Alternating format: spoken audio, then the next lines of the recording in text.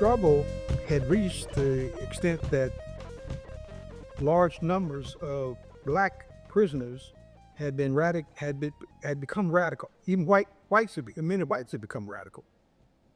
They turned against the Ku Klux Klan in the prison in Indiana, and we organized an anti-Klan rebellion. Now the guards were openly racist, and they were actually having the prisoners, white racist prisoners, attack blacks, and they would let them go. They wouldn't charge them with anything. If somebody was killed, they just take the body out and that'd be it.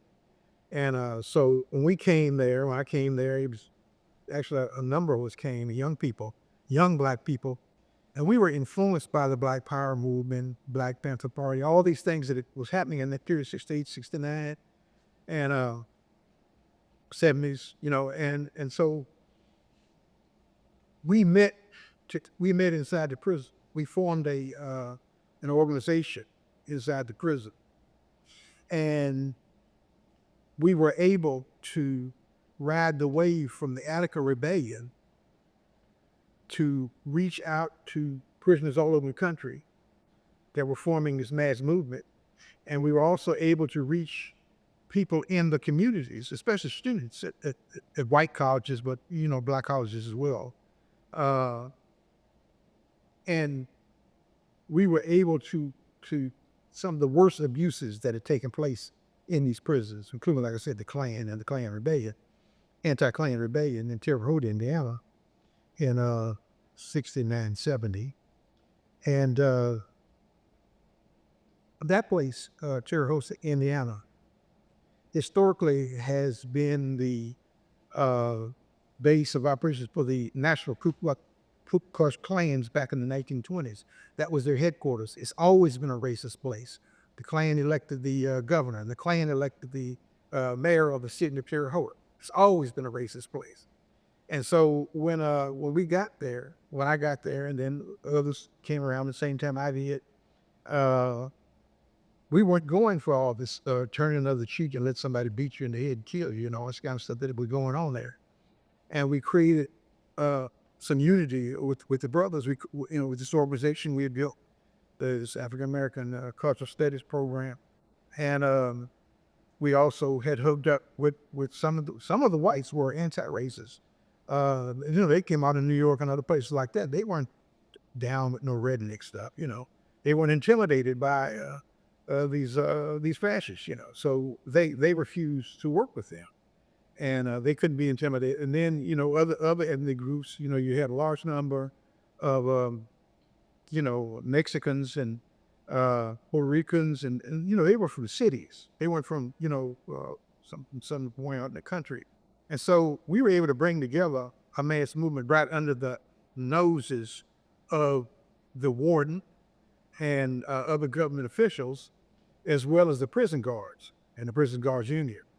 And we created a movement that one day there was an atrocity against one of our brothers, and we rose up in rebellion and took over the prison. And what they used to do is to depend on white people to help the guards break it up. What happened is that the white people that we work with, because we've been given them books to read and on Black history and the revolutionary politics and all this stuff, they turned against the Klan and the wardens and all these persons that had doomed us to die or to be suffering and all this sort of thing. We were able to rise up and overthrow that. And of course, I suffered personally, from that, because they considered, the prison officials considered me the leader of the so-called riot.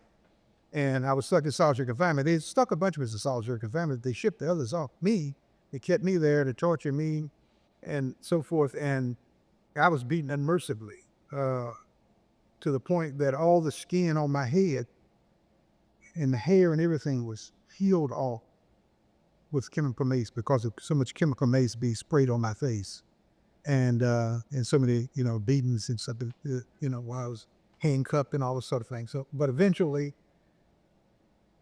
before I could be killed, the prisoners said that if you don't release him, if you don't get him out of this prison alive and send him for medical care, we're going to burn this prison to the ground. And it scared them. It scared them. It really did scare them. They didn't know what to do. And they had a strike was going on at that time anyway, so they didn't know what to do. So they shipped me out of there. And they sent me to Terre Haute, Indiana. And I was just one of a number of prisoners that they sent to this facility, behavior modification facility, in Missouri, Springfield, Missouri. Yeah, I was gonna say you went from Terre Haute to Springfield. Yeah. But like I said, these strikes and protests were happening all over the country as a result of the Attica Rebellion and the assassination of George Jackson. That's my point.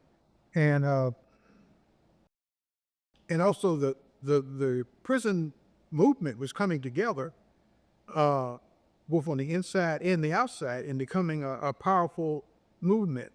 And so they had people willing to go and protest and march around the prison facilities and other things to risk their lives to, on behalf of the prisoners. And they weren't used to that. That terrified them, in fact. And one of the things that was used to get me out of Terre Haute was a mass protest at the prison. And finally they came and got me and sent me to Springfield. And Springfield at that time was doing all this stuff with a program of behavior modification. They were torturing people, forcing them to take drugs and all this kind of stuff.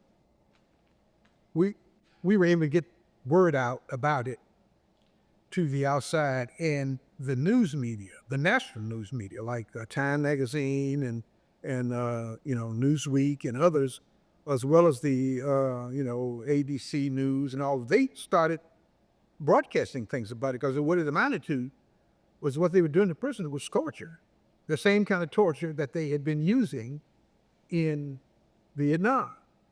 And so this publicity got outside, and then lawsuits were being filed as well. And in my case, I got out before some of the other brothers did, and I started, keeping my promise to send information out to, activists as well as newspapers and other sources. Now, there was a book published that has a lot of the stuff I gave to the author. The book is called Kind and Usual Punishment. It's out of print now, but Kind and Usual Kind and Usual Punishment. And it was written by Jessica Mitford, and she won the National Book Award because of that particular book expose. There was, in the 1970s, the prison movement was probably one of the most important movements in the United States. The late 1960s and certainly into the 1970s, early 1970s. It was one of the most important issues. It had millions of people rethinking what they thought they knew about prisons. It's like the sister was saying she went into prison for the first time and saw what it was really like. Well, there were people who saw what kinds of crimes the government and the prison guards themselves commit in the name of law and order, or in the name of social control, or whatever the name is they use to justify this. They do the same thing in the street today. But the prison movement had, people like George Jackson and the leaders of the Attica Rebellion in New York were extremely articulate, able to explain what it was like to have to live under the butchery and the terrorism of racists every day, 24 hours a day, spit in your food, roll their nose in your food, do anything just to provoke you, beat you unmercifully, handcuff you, beat you. These kinds of things went on every day. And so the prisoners it got to a stage where when George Jackson was killed, and George Jackson had become probably seen as the national leader of the prison movement. When George Jackson was assassinated, that helped provoke in the next month, after September, they helped to provoke the rebellion by the prisoners in Africa. And this was not just a prison rebellion where they started doing something and they fell apart. These were men who knew, many of them knew they were going to die, who had the prospect of dying. And they wanted to be able to tell the world, we are men. We are not animals. And we will not be treated as such. If we die today, we die as full human beings, standing up against oppression. There is a special person throughout all this, George Jackson, in the California prison system. And when he came up, there was very little outside support, maybe here in California, but not nationwide.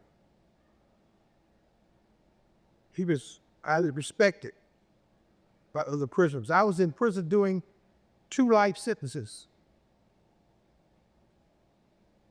and read his book.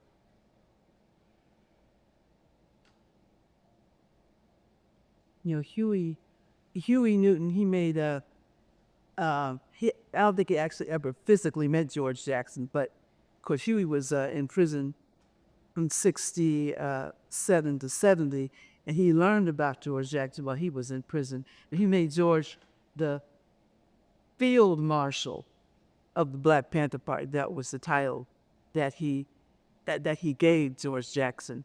And for someone like myself who didn't know anything about prisons, the Attica Rebellion, because it got so much attention, it really, woke me up as to what the so-called criminal justice system in this country really is.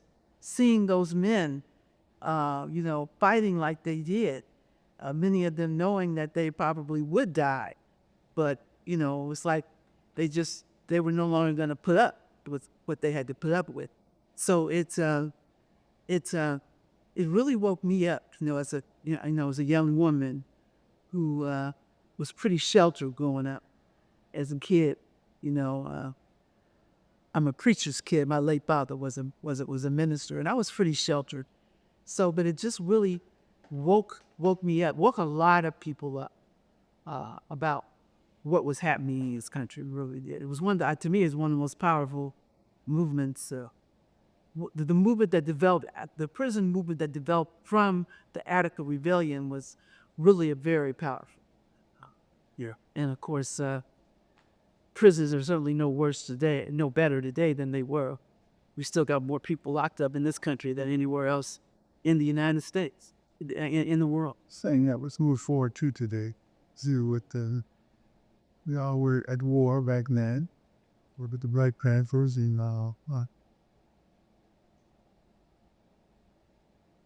Boston, the armor.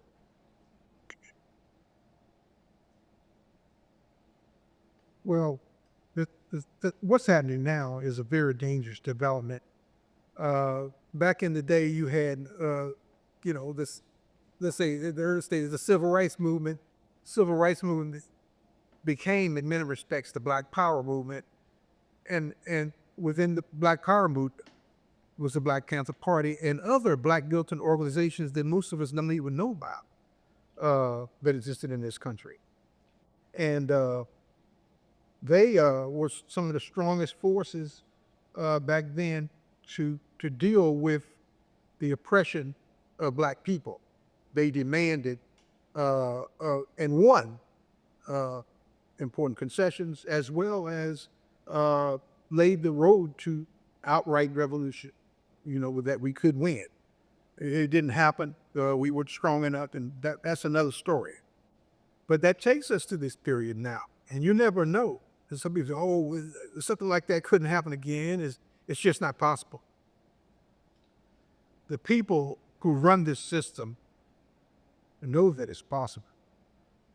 Uh, this is why you have in the United States the largest prison establishment in the world. Uh, a lot of people don't know that, but it's true. This is the largest prison establishment in the world.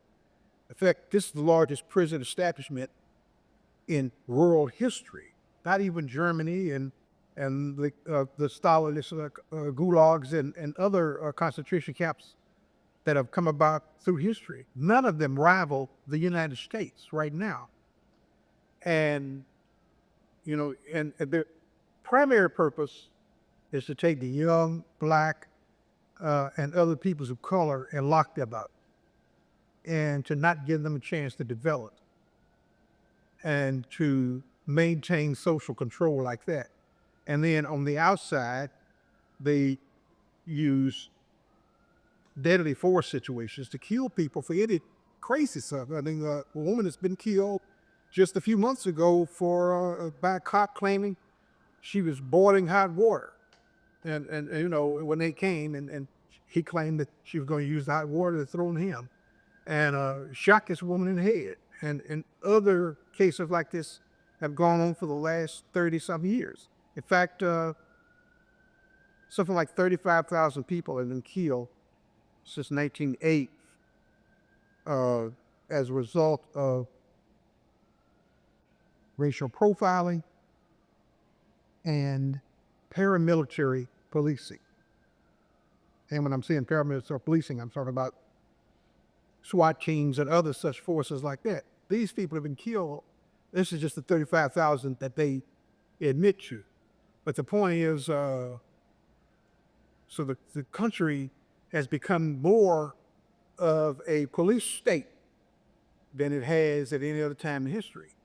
And now we are looking at, with Trump and these fascists taking over the government, we're looking at even more tight controls over the people, and especially over black people. And they don't even want you to protest. They tell you, Trump has said that he was going to come in office and he is going to use the military to stop protests, so-called peaceful protests. To him, all protests are the same. He's going to stop it. So we have to realize, especially our training that we learned with the Black Panther Party, the whole question of fascism, the politics that's so related to it, and how there has to be a movement developed in the communities against fascism. And the police murders and all this is just part of it. We were taught that that was what was laid out on the line back, 40 years ago. That was explained. What this was happening was not an accident. It was not the result of a bad cop, but the entire political system and the entire policing structure was designed to kill black and poor people. And that the prison system, as part of that as well, was concentration camps for the poor.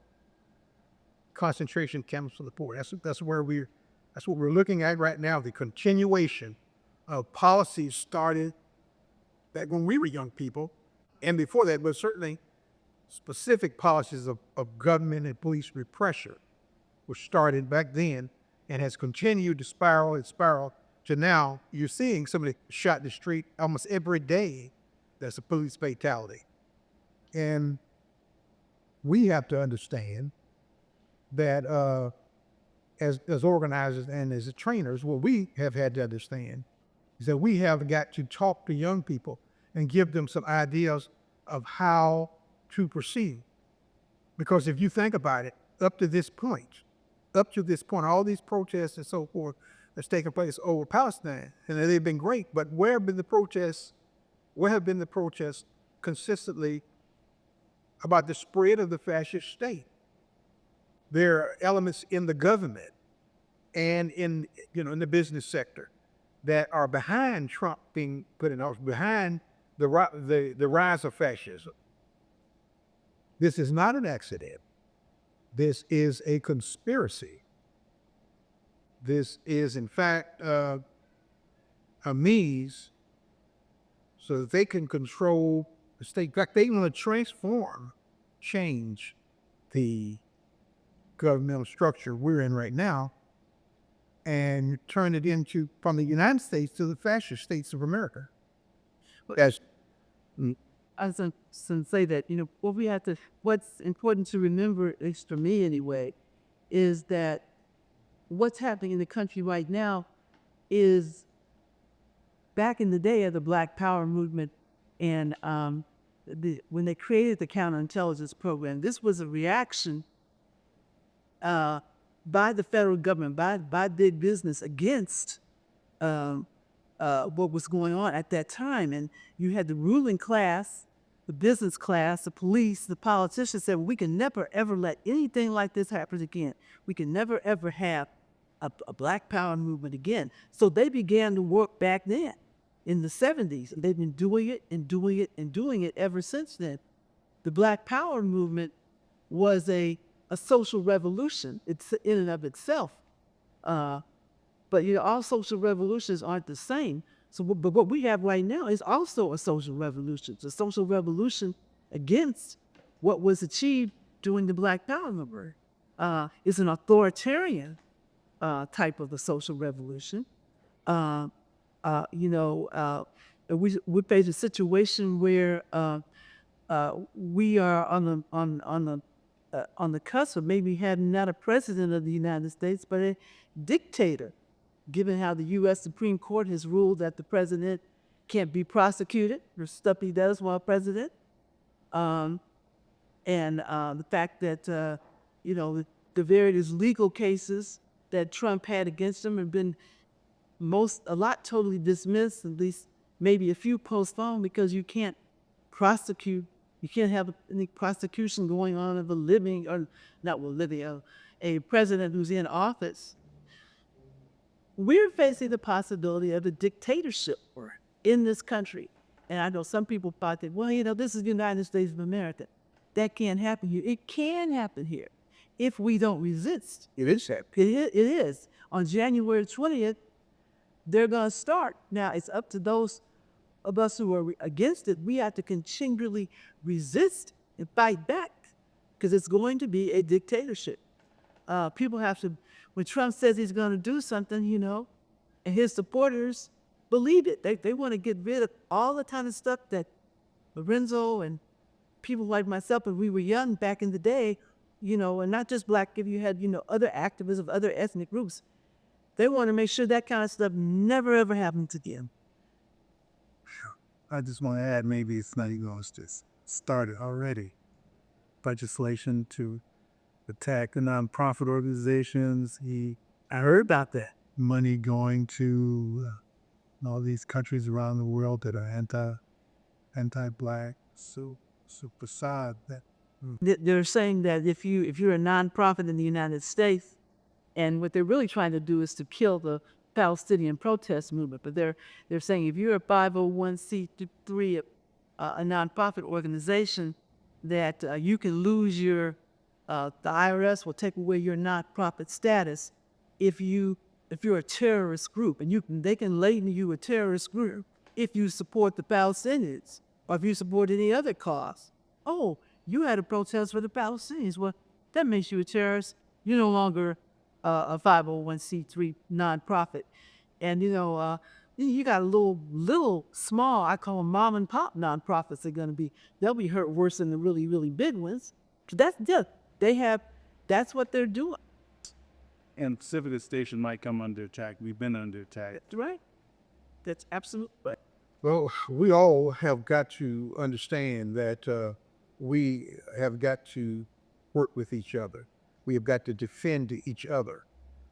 We have got to build a broad-based movement that can challenge these fascists and beat back these fascists. And in fact, we should make everyone understand that our goal is to become ungovernable. As long as we have a fascist regime or racist running the system, we have got to be able to resist every day, one form or another. And in engaging in this kind of protest movement, as opposed to so-called peaceful or legal protests. I'm not saying it's just an act of violence. It isn't just an act of violence. It is an act of resistance.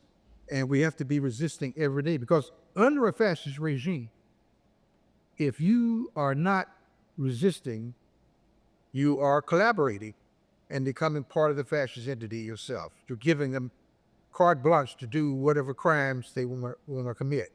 So we've got to make people understand that this is not just another government. This was not just an election. This, in fact, was a coup, and that the people who were behind this coup were, people that are high up in authority, like the Supreme Court, that made a succession of rulings that Trump or whomever is president that they select goes into office has all power, that they have no restrictions whatsoever, and that they can decide on who lives or dies, or who's free, or who's going to be put in prison, or they can decide on what country they want to bomb in the world, although they've been doing a lot of these things already. Back in our day, the fascist state was a national security state. It was a national security state, the CIA and all these entities. But now we're talking about, in this period, a different kind of fascist state where it's a corporate fascist regime, fascist populism. Now, we've seen this. We've seen this election. This election was fascist populism. The guy that helped to kick all this out was from Hungary. He's the president of Hungary now. He came and showed Trump how to do this, and they had this whole plan of how to eliminate social programs and eliminate departments of the government and so forth, and to change it, and so that all power is just in the hands of the president alone and his cronies. And so they call that a presidential dictatorship. This is the process they were using. Give Trump, or whomever goes in office, it happens to be Trump, dictatorial powers, so he doesn't have to allow anyone to tell him what to do or to challenge any of his rulings, his decisions. This is extremely dangerous, in that it would totally change this country, And you, in a few months, maybe a few years, you won't even recognize this country for what it used to be. Any rights you ever had, we won rights through protests. They didn't give it to us. The government didn't give it to us. If we're going to win back any rights, we're going to win back any freedom, we are going to have to fight for it. They're not giving it to us. True that. So those are some of your last suggestions for people listening to go forward in this. Resist. And resistance can take different forms. There's no one formula, because it depends on what the issue is that you are resisting on. But it just, people have to decide at the moment, what are we fighting at this particular time, and how can we best resist it and fight back? Because if there's no fight back, then we're going to be overwhelmed totally. But this has to be a different kind of protest than has ever existed before. This has to be long-term protest. This is designed to use methods of struggle that bring down the government. We have to do that, because this is a fascist regime.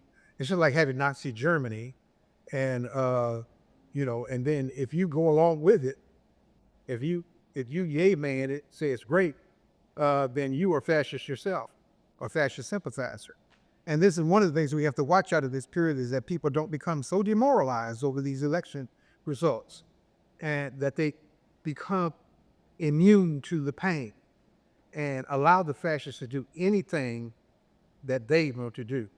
And so all of us, in one form or another, whatever your work, your way of life is, whatever your color, whatever, if you are not a fascist now, then, you could be killed. You could be imprisoned with someone in office, a fascist gangster in office, who has massive powers that can't be questioned, that can't be challenged. The system has changed that he was elected under. This is a coup. That's what you call it. That's what it is.